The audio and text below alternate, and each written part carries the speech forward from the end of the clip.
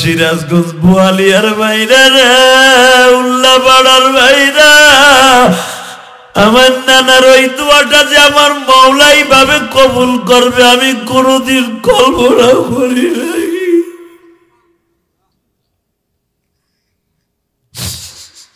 বাজানরে পৃথিবীর এমন কোন দেশ নাই আমি গুনাহগারের ওয়াজটা ইউটিউবে যাই নাই। আমার সিরাজগঞ্জ উল্লাপাড়ার বাইরে তুমি এখন কাঁদবা। আমার নানা আমার বুকে নিয়ে এত জোরে চাইপা ধরছিল, আমি ছোট মানুষ বুঝতে পারি নাই। অসুস্থ নানা বিদায় আমি তাড়াতাড়ি সরিয়ে গেছি।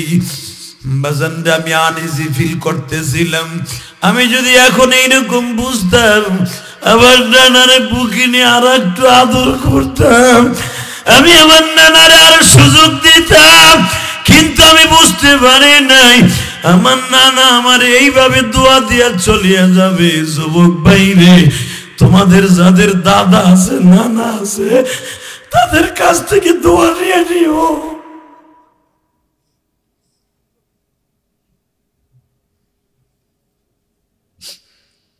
তোমরাও একদিন বাদশা হবা, তোমরাও একদিন এই সিরাজগঞ্জ উল্লাপাড়ায় দামি মানুষ হয়ে যাবা। যেরকম মারহাবা। পারবা না? কলেজের বন্ধুরা পারবা না? মাদ্রাসার বাজাজনরা পারবা না? বাবা কোনোদিন মুরব্বীদেরকে কষ্ট দেবেন না। বলেন তো আল্লাহু আকবার। কষ্ট হইতেছে? এবার কানবেন। গরিবের ছেলেটা ওই স্যারের টাকা পয়সা দিয়া মাত্র 5-7 থেকে 8 বছরের ভিতরে কোটিপতি হয়ে গেল। এমনকি ওই থানার ভিতরে ওর মতো বড় লোক আর কেউ নাই। আল্লাহ ওর সম্পত্তি এত পরিমাণ বরকত দিছে, কারণ মিশরের ঘটনা তো। মিশরের মানুষের সবচেয়ে বড় ব্যবসা হলো উট, ভেড়া, বকরি, এইগুলোর ব্যবসা। এত পরিমাণ ব্যবসায় লাভ দিছে, 5-7 বছরের ভিতরে আল্লাহ তার শিল্পপতি বানায় ফেলেছে। এখন তো বিয়ার পালা। হঠাৎ করে বিয়ে করে ফেলেছে। সবাই জিজ্ঞেস করছে, বাবা তুমি কেমন বিয়ে করবা? ছেলেটা বলে, দেখেন আমি দাওয়াত ও তাবলীগের সাথে অ্যাড দিছি। এই যে ভাই, আগামী মাসের 2, 3, 4 বিশ্ব ইজতেমা, আলেম ওলামাদের পর্ব। আল্লাহু আকবার। আগামী মাসের কয় তারিখ? বলেন বলেন, কয় তারিখ? কয় তারিখ? আগামী মাসের 2, 3, 4 আলেম ওলামা বিশ্ব ইজতেমা এই সিরাজগঞ্জ উল্লাপাড়া থেকে নিজের টাকা খরচ করিয়া অন্তত একজনে 10টা লোক ভাড়া দিয়ে নিয়ে যাবেন। আলহামদুলিল্লাহ বলেন। যদি আপনি নিয়ে যাইতে পারেন, আমি কোরআন হাতে নিয়ে বললাম, আপনার এই টাকাটা বিফলে যাবে না। একদিনে আব্দুল্লাহর মতো আপনার টাকাটা কাজে লেগে যাবে। এই আব্দুল্লাহ মিশরের জমিনে যে আব্দুল্লাহর কথা বলতেছি, এই আব্দুল্লাহ প্রতি মাসে 50 জন করে ছেলে নিজের পকেটের পয়সা খরচ করে, এরপরে নিজের পকেটের পয়সা খরচ করে ছেলেদেরকে দাওয়াত ও তাবলীগের কাজে পাঠাইতো। আগামী মাসের 4 তারিখ মুনাজাত হবে। 2, 3, 4 এই 3 দিন আল্লাহর রাস্তায় সময় লাগাবো। টুঙ্গির ইজতেমায় দেখায় দিব আলেম ওলামার ইজতেমা। এটা আলেমদের কাজ, কোন জাহেল আর ডাকাইতের কাজ না। এটা আলেমের কাজ, দাওয়াত ও তাবলীগের কাজ। প্রথম পর্ব 2, 3, 4 কেউ ভুল করবেন না ইনশাআল্লাহ। বলেন যাবেন তো ইনশাআল্লাহ? যাবেন তো ইনশাআল্লাহ? আল্লাহু আকবার জোরে বলেন তো। কে কে যাবেন দেখে আল্লাহকে হাত তুলে দেখান তো। কে কে যাবেন? এই সিরাজগঞ্জের মানুষ কে কে যাবেন দেখে আল্লাহকে হাত তুলে দেখান তো। বিশ্ব ইজতেমায় কে কে যাবেন? আল্লাহ কবুল করে জোরে করে আমিন। নামান হাত।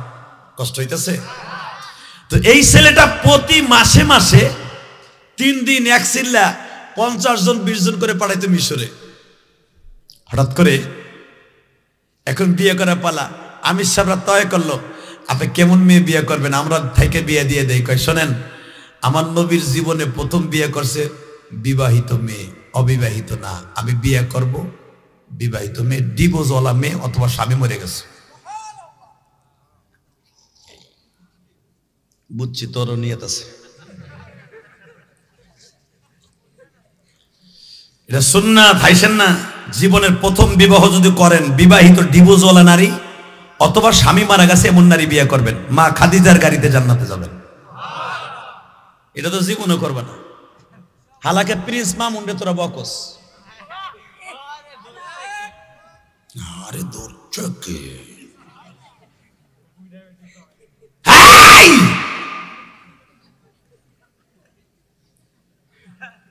বইতে কয় দৌড়ছে কি, এটাও ঠিক।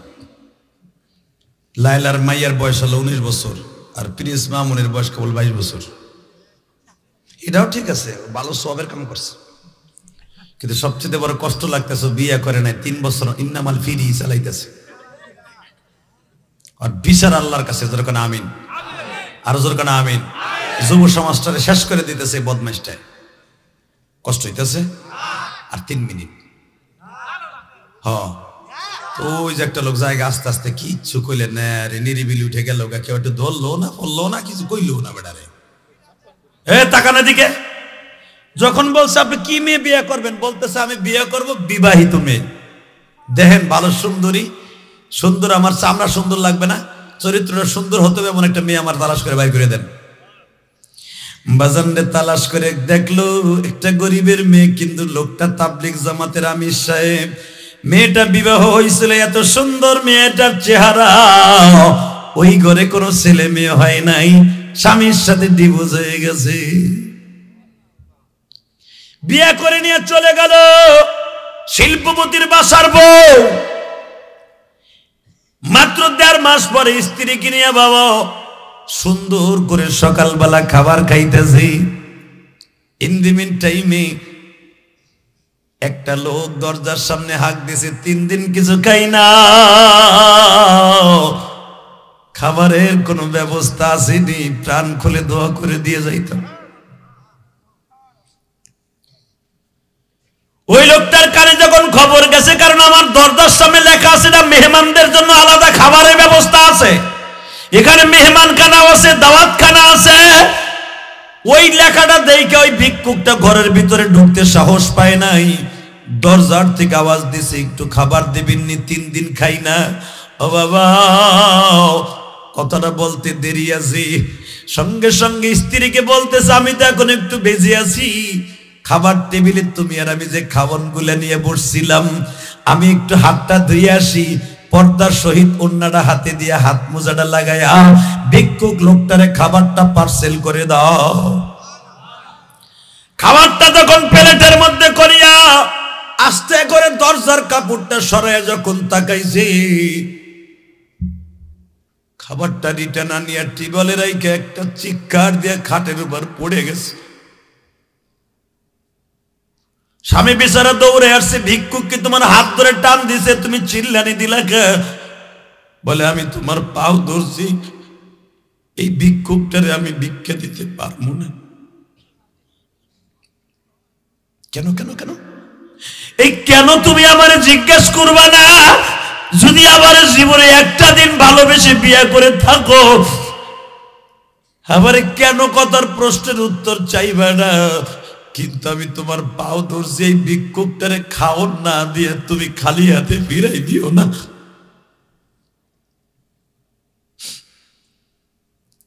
স্বামী বেচারা কয়ে দাও আমার কাছে দাও।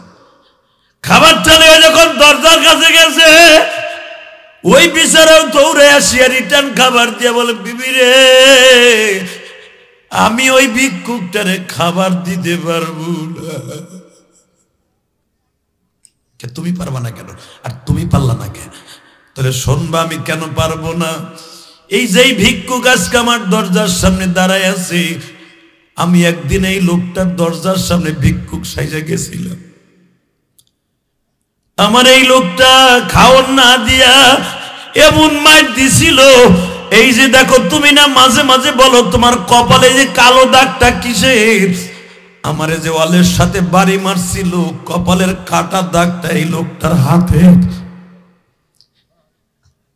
বিবির এখন তুমি দারোয়ানকে ডাক দাও, খাবার দাও। সঙ্গে সঙ্গে বিবি বলে তুমি যার জন্য যেই ভিক্ষুকরে কারণে মায়ের খাই আজকে তোমার কাটা দাগ, তুমি কি জানো যেই লোকটা খাবার নিয়ে আসছে, খাবার খাইতে আসছে, এই লোকটাই ছিল আমার আগের স্বামী। অতুইজ্জু মান তাশা ওয়া তুযিল্লু মান তাশা, বিয়াদিকাল খায়র ইন্নাকা আলা কুল্লি শাইইন কাদির। আল্লাহ সম্মান দেয়, আল্লাহ কাইরা নাই। যে আল্লাহ আবুল হেকাম ছিল আবু জেহেল বানায়। কথা বল না কেন? সবকিছুর মালিক কে? আরো জোরে, আরো জোরে। কিন্তু তোমার হাত পাও ধরে বলছি, আমার আগের স্বামীটারে তুমি কষ্ট দিও না, প্রতিশোধ নিও না। দেখেন আল্লাহ ন্যায় নিষ্ঠার সাথে ভালো হলে কি করি, লোকটারে ঘরের মধ্যে ডাইকে নিয়ে কয় দেখেন তো আমার চিনেন কিনা, কয় চিনি না। এই সম্পদগুলো একমাত্র আপনার জন্য, আপনি না মানলে আমি কোনোদিন এইভাবে আল্লাহর কাছে কাঁদতাম না, আল্লাহ আমারে দিতেন না। আসেন আপনি ভুল করছেন, তওবা করেন, আমি আপনারে এতগুলা উট দিয়া দিলাম ব্যবসা করে ঋণ শোধ করিয়া, আমার টাকা আবার পরে ফিরে দিয়ে। আল্লাহ এখন আছে না নাই? এই জন্য গরিবকে কোনোদিন কষ্ট দিবেন না, ইনশাআল্লাহ বলেন, আল্লাহু আকবার বলেন।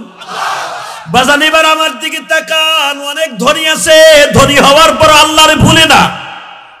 অনেক গরিব আছে, গরিব হওয়ার পর আল্লাহরে ভুলে যায়।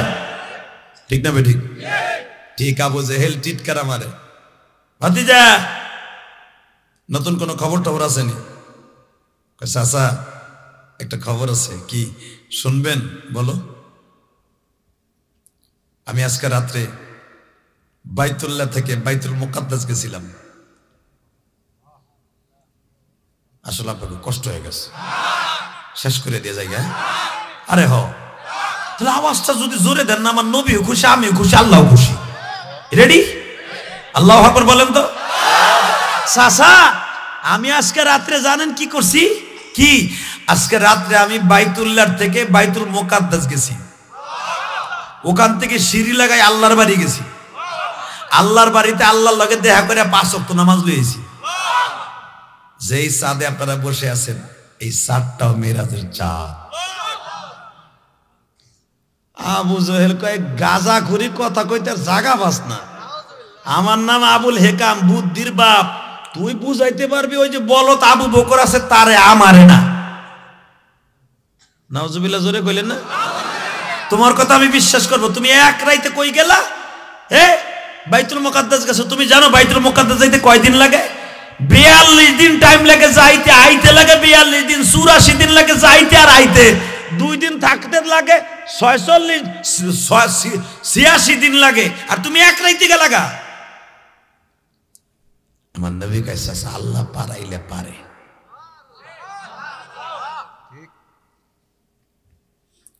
আবু জাহেল কয় তুমি আমার কাছে কইলে কইলা, আমি যদি কিছু লোকজন ডাইকাই না জিজ্ঞেস করি যে ভাতিজা এখন কত, তাগর সামনে বলতে পারবো এই কথাগুলি?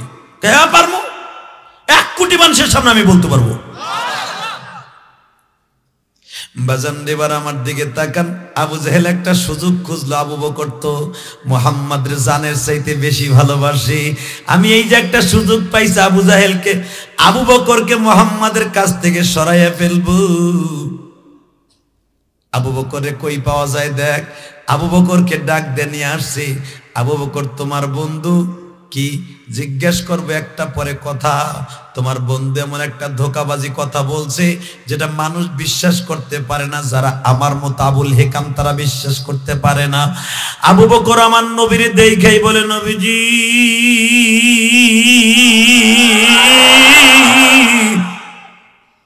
গত রাত্রে আপনি কই আছিলেন? আবু বকর কয় গত রাত্রে তো তুমি তারে খুঁজছিলে। কয় কি সারা রাত খুঁজছি, নবীরে পাই নাই। আবু জাহেল কয় কাম সারছে। নবীও কয় গত রাত সারা রাত আমি আল্লাহর বাড়িতে গেছিলাম, মোদি আই এই কইতেছে আপনাকে রাত্রে কই আছিলেন? তো অর্ধেক বিশ্বাস করে বই রয়েছে ও। হ্যাঁ হ্যাঁ, তাকাননি দিকে। হে আবু বকর, রাত্রে তোর নবী বাইতে আসিল না? তা জানি না কই আসিল, আমি আগে জিগাই রাখ। হে আবু জাহিল, এই যে শুরু হইল আবু জাহিল, হে রাখ, তুই ফেসাল মারিস না। হে আমি আবু জাহেল না, আমি আবুল হেকাম আবু বকর। দাঁত দুধ শুনে চপ, তুই আবু জাহেল, তুই আবুল হেকাম না। আমার আল্লাহ কয় আবু বকর মুখ দিয়ে যেন আবু জাহেল বের হয়ে গেছে, কিয়ামত পর্যন্ত ওর নাম আবু জাহেলি। কষ্ট হইতেছে? টাকা নেই দিকে। আল্লাহু আকবার, আল্লাহু আকবার। নবীর সারা রাত কালকে কই আসিলেন? নবী কয়, আবু বকর রে, এইটা বলার লাগে তো আমারে দেখো না এখানে আটকাইছে তারা, আমি বিপদে পড়ে গেছি। আবু বকর, আপনার কি এর বিপদ? আপনার বিপদ আমি বুক দিয়ে ধাক্কায় সরাই দিব, আমার রক্তের উপর দিয়ে আপনার বিপদের নৌকা ভাইসা যাবে। বলেন কি হয়েছে? এ আবু বকর শোন, তোর বন্ধু কি কয়, কি কয়? এ ক মোহাম্মদ, এখন ক। আমার নবী কয়, আবু বকর রে, তাহলে আমি আগে আয়াতটা পড়ি, সুবহানাল্লাযী আসরা বিআবদিহি লাইলাম মিনাল মাসজিদিল হারামি ইলাল মাসজিদিল আকসা। ও আবু বকর, আমি গত রাত্রে, এই যে রাতটা গেছে, মসজিদে হারাম থেকে কাবা হাতিমের থেকে আমার আগে আল্লাহ বোরাকে উঠাইয়া বাইতুল মুকাদ্দাস নিয়ে গেছি। বাইতুল মুকাদ্দাসে যাওয়ার আগে সারা দুনিয়া জিবরাইল আমারে ঘুরাইছি, সারা দুনিয়া ঘুরিয়া ফিরিয়া আমাকে দিয়ে আল্লাহ ইমামতি করাইছে। সমস্ত নবীরা আমার পিছনে নামাজ পড়ছে, আমার জন্য সিঁড়ি লাগাইছি। সিঁড়ি লাগানোর সাথে সাথে আমি প্রথম আসমানে আদম নবীরে দেখাইছি, এরপরে আমি ঈসা ইয়াহিয়া নবীরে দেখছি, ইউসুফ নবীরে দেখছি, ইদ্রিস নবীরে দেখছি, হারুন নবীরে দেখছি, ইউসুফ নবীরে দেখছি, আমি মুসা নবীরে দেখছি, জাতির পিতা ইব্রাহিমকে দেখছি। এরপরে ডাইরেক্ট আল্লাহর বাড়ি যাইয়া আল্লাহর কাছ থেকে 5 ওয়াক্ত নামাজ আনছি। আবু বকর বলে, সাদাকতা ইয়া নবী আল্লাহ, আমি বিনা দ্বিধায় মাইনে নিছি। হ্যাঁ বুঝাইল কয়, কি কি কি কইলি তুই? তুই মাইনে লইলি? এই বেটা বলো, নাউজুবিল্লাহ। যেখানে যাইতে লাগে 42 দিন, আইতে লাগে 42 দিন। এই 84 দিনের কথা তুই 1 সেকেন্ডে 84 সেকেন্ডে মাইনে লইলি? আবু বকর বলে, আবু জেহেল রে, তুই আর এখন আবুল হেকাম না, তুই আমার কাছে আবু জেহেল। এর চাইতেও যদি কোনো আশ্চর্য ধরনের ঘটনা থাকে, নবী তো বলছে আমি 1 রাইতে গেছি। নবী যদি বলে আমি 1 সেকেন্ড আল্লাহর বাড়িতে গেছি, আল্লাহর বাড়িতে এখান থেকে কোটি কোটি বছরের রাস্তা। নবী যদি বলে আমি 1 মিনিটে আল্লাহর বাড়িতে গেছি, আমি 1 রাত্র দূরের কথা 1 মিনিটে গেছি, কথা বললো আমি মাইনা নিছি। বাজানরে দেখবেন, বেশি সুখ হইলে কিন্তু মানুষের চোখে পানি আসে। এই 1000 মানুষের মধ্যে নবীর অপমান করার জন্য আবু বকর এই কথা বিশ্বাস করবে না, বিদায় আবু বকরকে সাক্ষী মানতে আনছে। সেই আবু বকর যখন বললেন 1 মিনিটের কথা আমি বিশ্বাস করি, আবু জেহেলের কানের মধ্যে তো এখন নাকনে চুবনি খাইলো। আবু জেহেল আর সহ্য করতে না পেরে বলে, আবু বকর রে, তুই 1 সেকেন্ডে মাইনা নিলি। আমার নবী কান্দে আর কয়, আবু বকর রে, তুমি যখন আমার এই মিরাজের কথা মাইনা নিছ, আমি তোমার খালি হাতে ফিরাই দিব না। আজকে তুমি যারে আবুল হেকামের জায়গায় আবু জেহেল বললা, আর আমি নবী তোমারে আজকে একটা লকব দেই, তোমার নাম আবু বকর সিদ্দিক। আমার সিরাজগঞ্জুল্লাহ পাড়ার বাইরা, এই কনকনে শীতের মধ্যে আমার মাওলারে দেখায় দাও। আবু বকর যদি আমার নবীরে ভালোবাসিয়া সব মাইনা নিতে পারে, ওই আমার ইতিম নবীরে যদি কেউ গালি দেয়, আমার নবীর যদি কেউ অপমানজনক কথা কয়, ওরও আমরা মাইরা ডুলা বানাই ফেলবো। রাজি আছো না নাই? কে কে রাজি আছো? দেখে আল্লাহকে হাত উঁচা করে দেখায় দাও।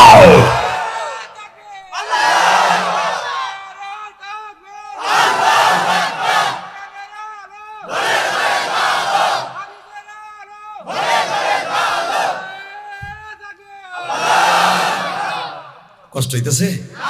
আল্লাহ তুমি দেখো, তোমার পাগলটা কেউ যায় না। আল্লাহ, এই শীতের মধ্যে আমি ভাবছিলাম আপনারা চলে যাবেন, মাইকের আওয়াজ বাড়াও, ভিতরে আওয়াজ বাড়াও স্পিকারের। সারা পৃথিবী মেনে নেব, আমার নবীর অপমান করার জায়গা মেরে ফেলবো, কারণ এটা আবু জেহেলের খালতো ভাই। আপনি কি জানেন বাবা, আমি গোপালগঞ্জের সন্তান, আপনি কি এই সিরাজগঞ্জের সন্তান? কে কোন গঞ্জের, এটা আমার আল্লাহর কাছে বড় পরিচয় না। আমার আল্লাহর কাছে পরিচয় হলো তার নবীরে কে জীবন দিয়ে ভালোবাসে। কথা বলেন না কেন? আজকে লন্ডনে বসে আসাদ নূরের মতো একটা পাগল মেয়ে, এই কুত্তাটাই আমার নবীরে মক্কার ডাকাত কয়। নাউজুবিল্লাহ আস্তে কইলেন। যদি আমার নবীর কথা শুনে কেউ নাউজুবিল্লাহ জোরে কর না। আবু বকরের মতো নবীরে ভালোবাসেন, আবু বকর গাড়িতে আপনি জান্নাতে যাবেন। আবু বকরের গাড়িতে জান্নাতে যাওয়ার নিয়ত আছে না? ইনশাআল্লাহ বলেন তো, আল্লাহু আকবার বলেন তো, লিল্লাহি তাকবীর। দিন ইসলাম, দিন ইসলাম। আল কোরআনের আলো, আল্লাহ যারা আসতে কয় বাড়িতে এমন জাতা দিবা। আল কোরআনের আলো, বিশ্বনবীর শত্রুরা, বিশ্বনবীর শত্রুরা লিল্লাহি তাকবীর। আল্লাহ তুমি মাফ করে দাও এদেরকে।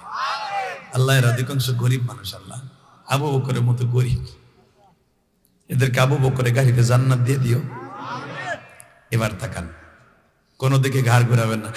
আবু জেহেল বলল আবু বকরে আল্লাহ যেন অবিশ্বাস করে আর ওর থেকে ছুটাইতে পারি, এই জুটি মুঠে ছুটাইতে পারি না। ওদি মাইনে নিছে, আবার তারে সিদ্দিকে উপাধি দিয়ে দিল সত্যবাদী। হ্যাঁ মোহাম্মদ, কি তোমার কথা আমি একটা কথা বিশ্বাস করব। কি কথা হইলে চাচা? প্রমাণ দিবা কি? তুমি তো বাইতুল মুকাদ্দাস গেছো, কত বাইতুল মুকাদ্দাসে কয়টা জানালা, কয়টা দরজা, আর দরজার মধ্যে কয়টা গিরিল, জানলার মধ্যে কয়টা ফুডা? ও জানে যে এটা কইতে পারবো না, আর এটা মাইনা নেওয়া যাইব না। বাজান রে, আমার নবী চোখটা বন্ধ করলেন, মালিক রে আমি বিপদে পড়ে গেছি, ও মালিক আমি বিপদে পড়ে গেছি।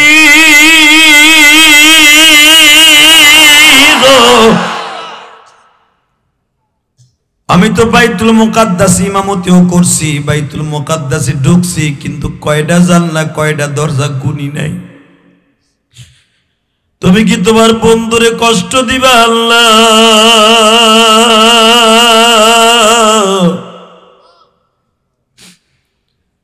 আমার আল্লাহ বলেন, নবীজি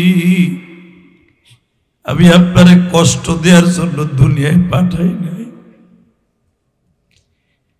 যখন আপনি আমারে বলছেন বিপদে পড়ে গেছি, আমি আল্লাহ আমার বন্ধুরে বিপদে রাখবো না। পুরা 6 কিলোমিটার দৈর্ঘ্য প্রস্থ বাইতুল মুকাদ্দাসের সীমারেখাটা আমি জিব্রাইলের হাতের মধ্যে তুলে দিলাম। এই গিলাসটা যতটুকু এতটুকু বানাইয়া পুরা বাইতুল মুকাদ্দাসটা আপনার সামনে তুলে ধরলাম। বাইতুল মুকাদ্দাসের দরজা এক এক সাইড ঘুরাবে আর আপনি গুলিয়া গুলিয়া কয়া দিবেন, জোরে জোরে জোরে জোরে জোরে। গিলাসের মধ্যে একটা বস্তু হলে কি দেখা যায় কি যায় না? বাজান রে, জিব্রাইল এই সাইড ঘুরায়। নবী বলে বাইতুল মুকাদ্দাসের উত্তর পাশের গেটের মধ্যে এই কটা জানলায় শিক আছে। আমি আর ওয়াজি করুন না, আল্লাহুম্মা আমিন। আল্লাহ এরা আওয়াজ দেয় না, আমারও আওয়াজ দেয়, আল্লাহ জায়গা আবার কোনোদিন মনে থাকলে আমু আল্লাহ এরা যদি আওয়াজ না দিয়ে জায়গা বাড়ি কর তুমি চিনো। তুই কই যাস? না এদিকে ভাই, পরে পরে পরে তুই পরে প্রস্রাব করবি, পরে তোর কন্ট্রোলিং পাওয়ার এত কম কে? এই জায়গায় আয়। মারা ভাগন, আমার এখানে আওন যায়, বহন যায়, ওঠন যায় না, মুনাতরাকে ওঠা যাবে না ইনশাল্লাহ বলেন। আল্লাহ আমার ভাই প্রস্রাব চাইফে বয়ে দিয়েছে, আল্লাহ তুমি আর হাউজে কাউসার খাওয়াইও। গেছে আর মাইক, সাত আর মাইক, ঘোড়ার ডিমের মাইক লয়ে যায়। এই তাকান দিকে, আল্লাহ যুবকটা আমার কথা শুনে বইছে, ওকে তুমি মাফ করে দাও আল্লাহ, আর বাবা মাকে মাফ করে দাও আল্লাহ। আল্লাহ ওকে তুমি দুনিয়ার বাদশা বানাই দিও। দোয়াটা ভালো করছি না?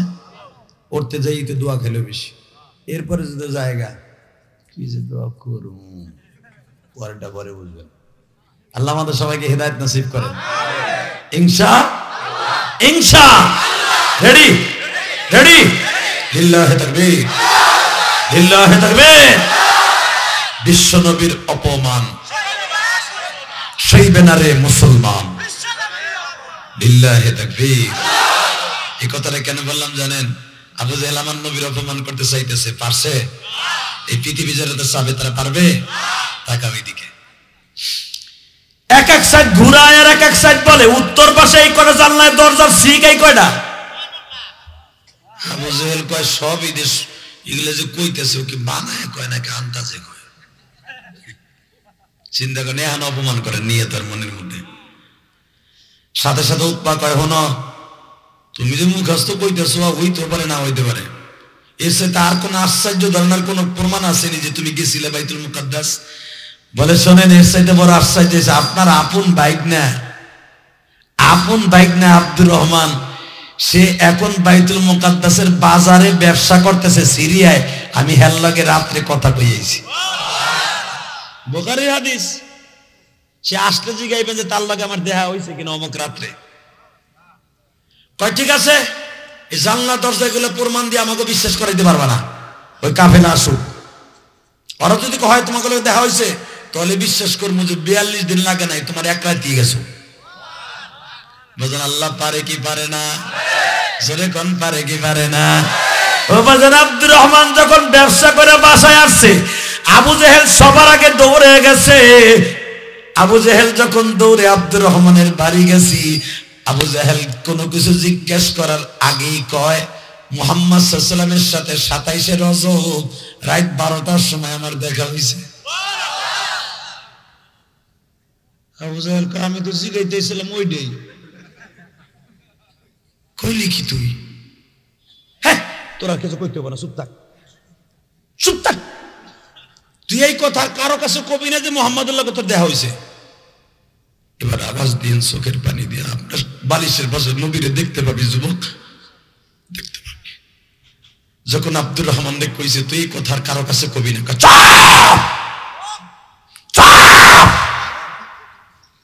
আমি হতে পারি তোমার দলের কর্মী, হতে পারি আমি বেঈমান, কিন্তু মুহাম্মাদের সাথে শুধু আমার একার দেখা হয় নাই।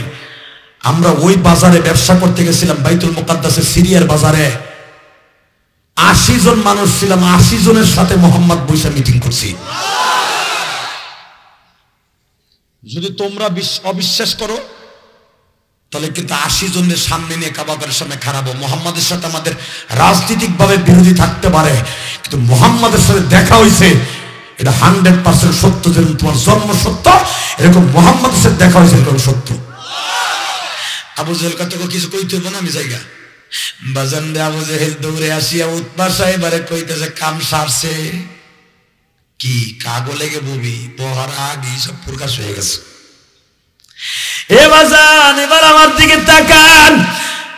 ইন দি মিন টাইমে এই খবরটা প্রকাশ হয়ে গেছে। আব্দুর রহমান মজলিসে বলার আগেই সে প্রমাণ করে দিয়েছে দেখা হইছে। হযরত আলী, ওসমান, আবু বকর, হযরত ওমর নবীর সামনে দাঁড়ায় বলে, নবীজি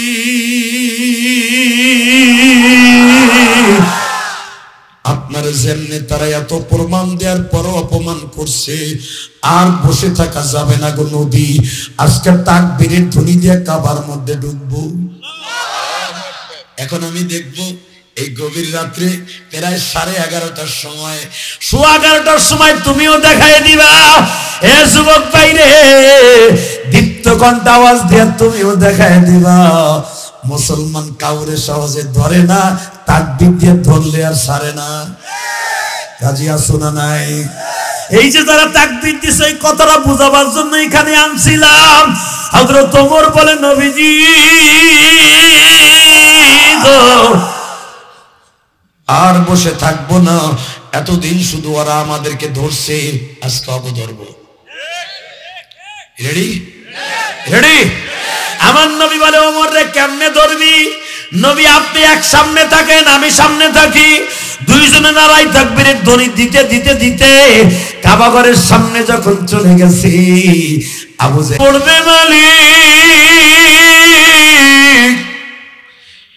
প্রায় 11:30টার সময় ওয়াদা দিল, আজকে 16 জানুয়ারি 2024 সালে জীবনে এক ওয়াক্ত নামাজ কামাই দিবে না। আল্লাহ আমার এই যুবক ভাইদেরকে তুমি 5 ওয়াক্ত নামাজি বানায় দাও। নিজের হাতে বান্দা তুমি বানায় কোনদিন জাহান্নামে ফেলো না। আল্লাহ কার যেন মা নাই, কার যেন বাবা নাই, প্রত্যেকের চোখের পানি কবুল করে জোরে করে আমিন। আমার সাথে এই যুবক যাইস পিছন থেকে এদিকে এদিকে হনে যাইস যুবক ভাই, উঠবি না এখন, তোরে আমি বন্ধু বানাবো। আলহামদুলিল্লাহ বলেন। আমি মুসাফির, যেই দোয়া করবো আল্লাহ সেই দোয়া কবুল করবে। আমি যুবকদের জন্য বিশ্বাস করি, কারণ জানোস আমি মা হার, আমি জানি তোমার মার দোয়া যদি তোমার সাথে থাকে, এই কোরআন হাতে নিয়ে বললাম তোমার মতো অলি আর কেউ থাকবে না। ভাই ইলিয়াস রহমান জিহাদির ইচ্ছা করলে প্রতি রাত্রে তুমি আনতে পারবে না। এই মজনু আমার আনতে যে ওই যে কষ্ট করছে, কতবার যে আমার বাড়িতে গেছে।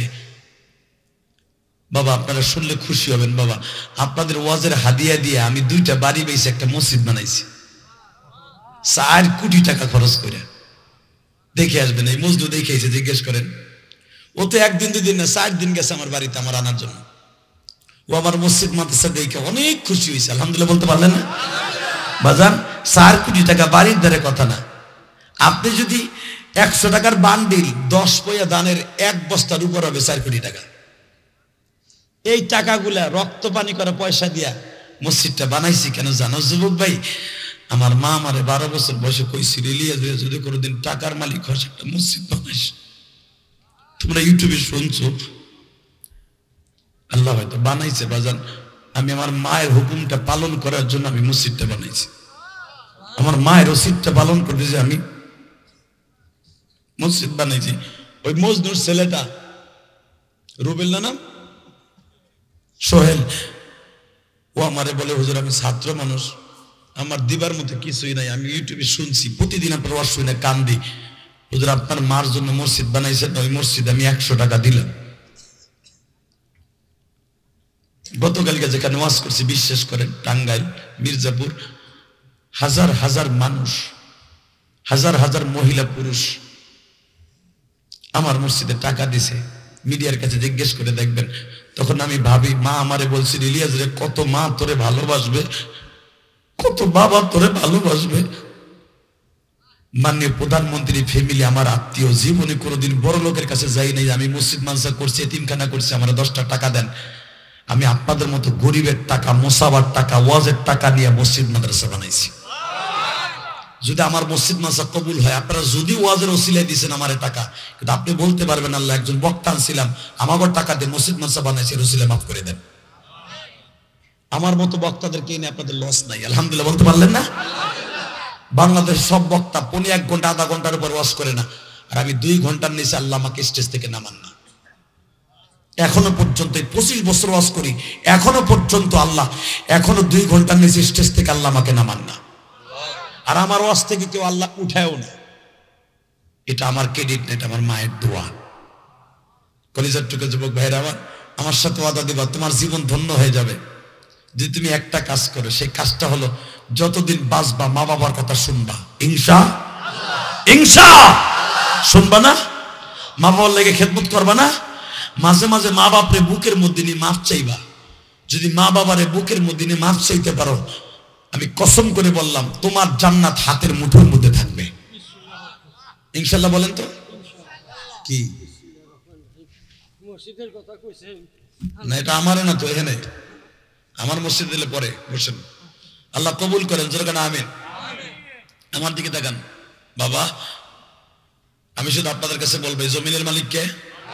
যুবক কলিজার টুকরা ভাই আমার, তোমার আমি বন্ধু বানাবো। কি মজনু, মাইক সব ভালো ছিল তোমার প্যান্ডেল, কিন্তু মাইক কেমন হলো কেন? এই দিকে তাকান যুবক, আমি যদি তোমার বন্ধু বানাই তুমি আমার বন্ধু হবা না? হবা? 30টা সেকেন্ডে মনে কোন বন্ধু আছো দেখি চোখের পানি ফেলে আমার সাথে বন্ধুত্ব করবা। যদি বলেন হুজুর কি লাগবে আপনার বন্ধু হওয়ার জন্য, আমি 2011 সালে আমার বাবারে কাবাঘরের সামনে হজ করতে যে কাবাঘরের সামনে বুকের মধ্যে চাইপে ধরে আমার বাবার কাছে মাপ চাইছি। আজকে আমার বাবার চোখের পানির খাতিরে আজকে আপনারা আমার কথায় কান দেন, আমার কথায় শীতের মধ্যে বসে রয়েছেন। একমাত্র এটা আমার ক্রেডিট না, এটা আমার বাবার দোয়া।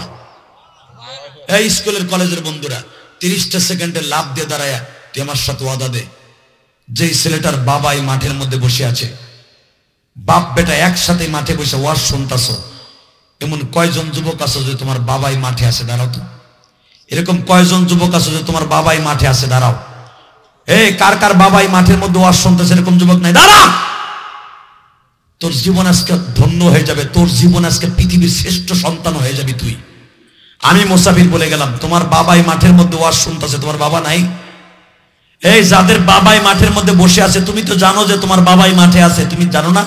দাঁড়াও, ওই যুবকগুলো দাঁড়াও, কলেজের বন্ধুরা দাঁড়াও, দাঁড়াও। কার কার বাবাই মাঠের মধ্যে আছে? তুই দাঁড়াইতে দেরি করলি কেন? হাসস কেন? আমার দিক তাকা।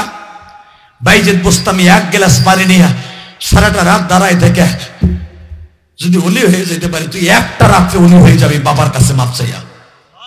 ইনশাল্লাহ বলতে পারলেন না? যে ছেলেগুলো দাঁড়াইছে, এই বাপগুলো দাঁড়ান। আপনি দেখেন না আপনার ছেলে দাঁড়াইছে, এখন বাপ দাঁড়ান, বাপরা দাঁড়ান। দেখ তোর বাপ কই আছে, তাকাও থেকে ডাইনে বামে তাকা। মাপা তাকা। কাদের বাবা তাকাও, তোমার বাপ কোথায় আছে দেখো। কেউ পিছনের থেকে যাবে না, জীবনটা আজকে ধন্য হয়ে যাবে। পিছনের থেকে তাকা, যুবক তাকা। আমি বলার সাথে পাগলের মতো দৌড় দিবি, তোর জীবনের সবচেয়ে দামি একটা জিনিস আজকে হয়ে যাবে। তুই যদি এই ভরা বজদিসের ভিতরে বুকের মধ্যে নিয়ে বাবার কাছে মাপ চাইতে পারস, তুই যদি এই বয়সে মারা যাস, তোকে আল্লাহ মাফ করে দেবে। হাউজে কাউসার তোর জন্য নসিব হয়ে যাবে। আমি বলার সাথে বাবারে বুকের মধ্যে কানবি, আর বাপগুলা যখন সন্তানটারে বুকে পাবেন, চোখের পানি দিয়ে মাফ করে দিবেন, আপনার সন্তান অলি হয়ে যাবে। দে দৌড় দে যুবক, দৌড় দে যুবক, দৌড় দে যুবক, দৌড় দে যুবক, দৌড় দে, দৌড় দে, দৌড় দে, দৌড় দে, দৌড় দে, দৌড় দে, একটা দৌড় দে যুবক, দৌড় দে। সিরাজগঞ্জ উল্লাপাড়ার যুবক, সিরাজগঞ্জ উল্লাপাড়ার যুবক, দৌড় দে। তুমি দেখো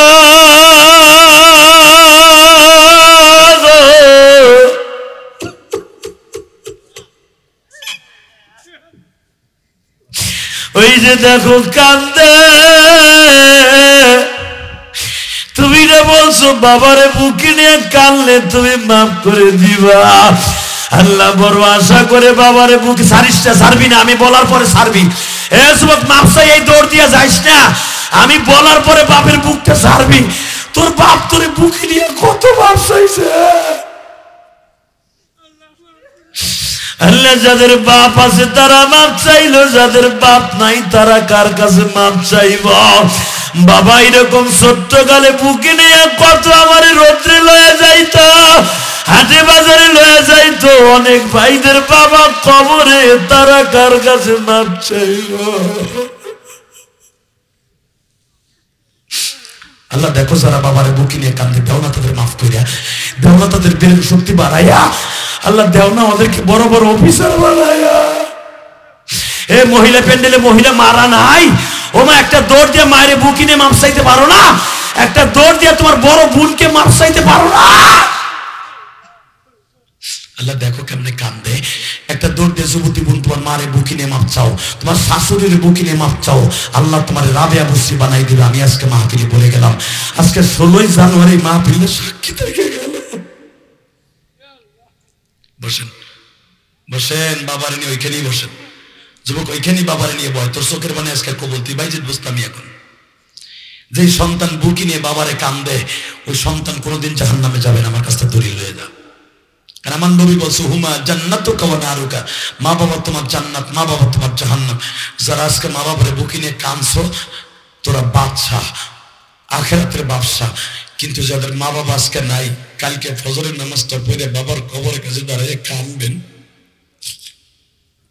বাবা গো আমার সন্তান আমার বুকে নিয়ে কাঁদছে, কিন্তু আমি তো তোমার পাই নাই, কালকে তুমি আমার মাফ করে দাও। ইনশাল্লাহ বাবা আমার কাছে মাফ চাওয়ার দরকার আছে না নাই? চাইবা ভাই? এলাকায় মাহফিল যতই হোক, আজকের মাহফিলে ইতিহাস রচনা করে দিয়ে গেলাম। কিয়ামতের মাঠের জন্য এই মাহফিলটা ৪র্থ বছর না, মাহফিলটা ৪র্থ বছরের রেকর্ড ভেঙে দিয়ে গেলাম। কারণ পৃথিবীর শ্রেষ্ঠ ওই মাহফিল, যেই মাহফিলে বাবা তার সন্তানকে মাফ করে দেয়, মা তার মেয়েকে মাফ করে দেয়। আমি দেখছি যে সন্তানগুলো বাবার কাছে বুকে নিয়ে মাফ চাইছে, তার বাবা কোনোদিনও তার সন্তানের পর আর রাগ থাকবে না। কথা কর না কেন?